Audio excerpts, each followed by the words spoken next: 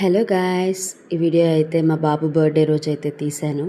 మా ఇద్దరు పిల్లలకి సైకిల్ కావాలని ఒకటేమని వాళ్ళ అమ్మమ్మని అడిగితే వాళ్ళ అమ్మమ్మ తీసుకొచ్చి తీసిచ్చిందనమాట. ఇది ఎక్కడో కాదు, మన నెల్లూరులో రూబీ సైకిల్ ఉంది కదా, అక్కడ మన బాబు ఐస్ క్రీమ్ లైన్లోనే ఉంటుంది.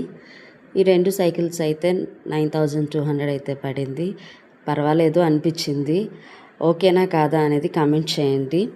ఇంకా అలా నేను సైకిల్ పర్చేస్ అవ్వగానే ముందుకి కొంచెం సీఎంఆర్ దాటంగానే ఈ గోల్గంప అయితే ఉంటుంది. నాకైతే చాలా ఇష్టం ఈ పానీపూరి.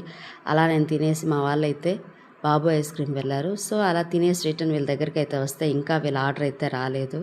సో వాళ్ళ ఆర్డర్ కోసం అయితే వెయిట్ చేస్తున్నాం.